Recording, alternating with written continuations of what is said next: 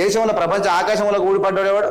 మీరు ఈవీఎంలు మెయింటైన్ చేసే తప్ప, అధికారాలను కొని దొంగతనంగా ఓట్లు చేసే తప్ప మీకు గెలుపు అన్నది ఆల్మోస్ట్ దూరం అయిపోయింది బీజేపీకి.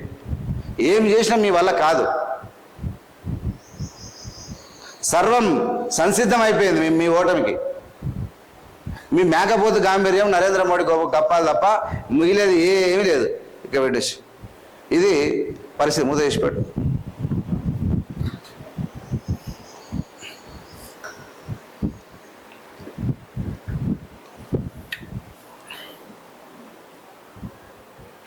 ఇక్కడ అంట మెజారిటీ సీట్ల లక్ష్యంగా బీజేపీ. అంత సీట్ ఎక్కడిది? సీక్రెట్ ఆపరేషన్ అంటే ఏం చేస్తారు? సీక్రెట్ ఆపరేషన్ ఇప్పుడు మాధవిలత ఇట్లా ఓల్డ్ సీట్లో పోయి హంగామా చేసినట్టే, జై శ్రీరామ్ హంగామా చేసినట్టే తప్ప ఏముండదు ఆడ. జై శ్రీరాములో కాంగ్రెస్లో శ్రీరామనవమి నాడు కాంగ్రెస్లో ఉన్న వాళ్ళు హిందువులు చేస్తారు, బీజేపీలో హిందువులు చేస్తారు, బీఆర్ఎస్లో ఉన్న హిందువులు కూడా చేస్తారు. వాళ్ళ దేవుని వాళ్ళు పూజించుకుంటారు.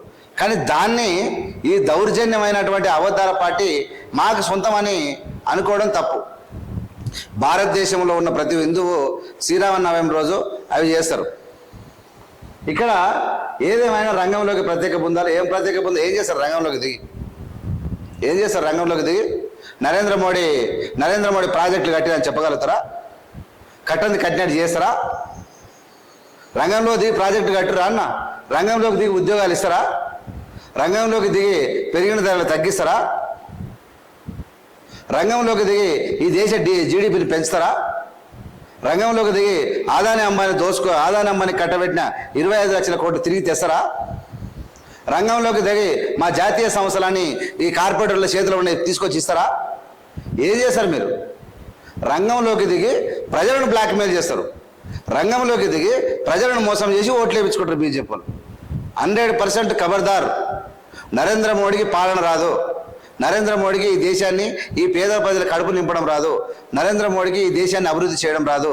నరేంద్ర మోడీకి మీడియాని చేతిలో పెట్టుకొని పేదలను భయభ్రాంతులకు గురి చేసి ఆకలి కేకలకు అనుమతిస్తుంటే అక్షరాస్యత, నిరుద్యోగము 83% తాండవిస్తూ ఉన్నది ఈ దేశం లోపల. ఈ దేశంలో ఉన్నటువంటి 83% నిరుద్యోగులు, యువకులు ఉద్యోగాలు లేక అలమటిస్తూ ఉన్నారు. నీ దౌర్భాగ్యమైనటువంటి పాలన.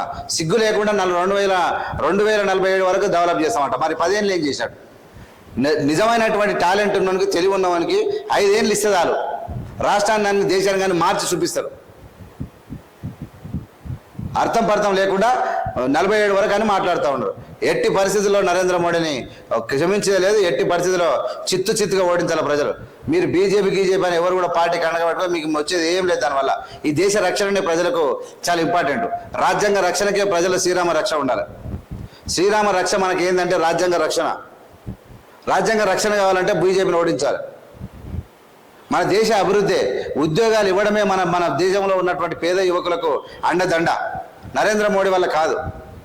ఎట్టి పరిస్థితుల్లో ఇతరుల మీద కుట్ర చేయడం, అబద్ధాలు ప్రచారం చేయడం, ఉన్న సంపదను ఆదాయాలకు అమ్మాయిలకు అప్పగించడం, మళ్ళీ నేను ఏమో చేస్తాను కలవరించుకోవడం, మీడియాని మేనేజ్ చేయడం, ఇదే నరేంద్ర మోడీ వల్ల అవుతుంది, వేరేది కాదు. కాబట్టి ఎట్టి పరిస్థితుల్లో నరేంద్ర మోడీని ఇంటికి పంపేటువంటి కార్యక్రమంలో ప్రజలందరూ నిమగ్నం కావాలి. జై శ్రీరామ్ నినాదాలతోటి ఏ విధంగా అయితే శ్రీరాముని గురించి చెప్పిరో అదే యూనిట్తోని ఇలా నరేంద్ర మోడీని చిత్తుగా ఓడించాలని చెప్పి విజ్ఞప్తి చేస్తా ఉన్నాం. షాడో టీంలు వచ్చినాయి. అభ్యర్థులకు అండగా షాడో టీంలో అమిత్ షాకు నివేదికలు అని చెప్పి ఒక వార్త వచ్చింది. ఏమి నివేదికలు ఇస్తారా? 300 చెప్పటి కార్యం చేసుకోవాలి లక్ష్యంగా పెట్టుకున్న బీజేపీ అగ్రనాయకత్వం అందులో తెలంగాణ నుంచి కనీసం 10 గెలుచుకోవాలని రాష్ట్ర పార్టీకి నిర్దేశించింది. ఈ లక్ష్యానికి అనుగుణంగా 1-2 మినహా మిగతా ఎక్కడ అవకాశం లేదు అంటున్నా. ఏ సీటు గెలుస్తుందో చెప్పండి. ఎవరు ఆడ ఉన్నది? పెద్ద నాయకులు ఎవరా? కిషన్ రెడ్డి, ఈటెల రాజేందర్, డికే అరుణ, అరవింద్, బండి సంజయ్. ఎవరు గెలుస్తారు? బండి సంజయ్ కష్టమే.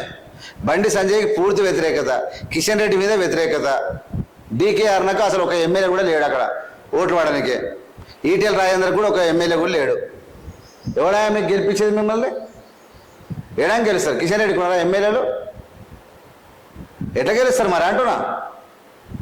దొంగదారి దొడ్డిదారినా? ఎట్టి పరిస్థితుల్లో అవకాశం లేదు. ఓటమి మాత్రం మీకు పొంచి ఉన్నది. మీరు ఎట్టి పరిస్థితుల్లో బీజేపీ అనేది కనుమరుగవుతుంది ఇక్కడ.